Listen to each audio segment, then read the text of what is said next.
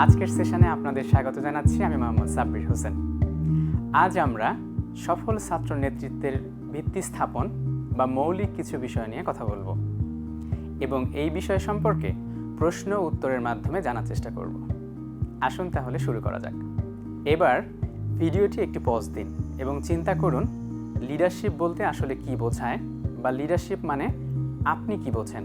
এবার আপনাদের চিন্তার সাথে আমি আর একটু যোগ করে বলতে চাই যে আমাদের মাঝে একটি প্রচলিত ভুল ধারণা আছে যে লিডারশিপ মানেই কোনো প্রতিষ্ঠানের সভাপতি, পরিচালক বা প্রধান শিক্ষক। আমরা আরও মনে করি লিডারশিপ হলো একটি দায়িত্ব। আসলে লিডারশিপ মানে দায়িত্বে থাকা নয়, বরং এটি হলো অন্যদেরকে পথ দেখানো, প্রভাবিত করা, সাপোর্ট দেওয়ার মাধ্যমে একটি সুনির্দিষ্ট লক্ষ্য অর্জন করা।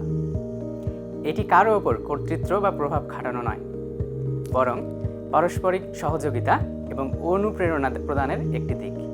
এবার দ্বিতীয় প্রশ্ন হচ্ছে, আমরা স্টুডেন্ট লিডারশিপ বলতে আসলে কি বোঝাচ্ছি?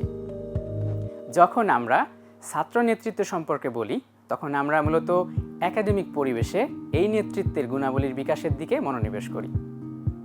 এটি ক্লাস, বিভিন্ন ক্লাব, ক্রীড়া দল কিংবা বিভিন্ন ছাত্র সংগঠনের মাধ্যমে হতে পারে। এখন প্রশ্ন হচ্ছে, যে কেউ কি ছাত্রনেতা হতে পারে, নাকি এসব দক্ষতা আগে থেকেই কারোর মধ্যে থাকে? অবশ্যই যে কেউ ছাত্রনেতা হতে পারে।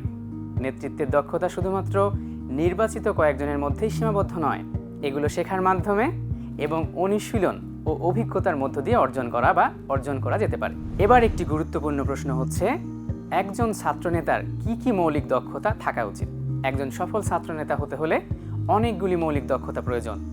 এর মধ্যে রয়েছে ভালো যোগাযোগ দক্ষতা, মানসিক বুদ্ধিমত্তা, ক্রিয়াশীল ও সমালোচনামূলক চিন্তাভাবনা, দ্বন্দ্ব সমাধান, সিদ্ধান্ত গ্রহণ এবং নিজেই নিজেকে ব্যবস্থাপনার মতো মৌলিক গুণাবলী এর মধ্যে অন্তর্ভুক্ত থাকে।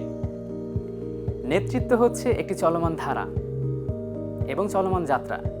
নেতৃত্বের এই যাত্রা শুরু করার সময় আমাদের শিক্ষার্থীদের বেশ কিছু বিষয় মাথায় রাখা উচিত। তা হলো, নেতৃত্ব হচ্ছে অবিরত শেখা এবং উন্নতির একটি যাত্রা বা প্রক্রিয়া। নেতা হিসেবে কেউই পরিপূর্ণ নয়।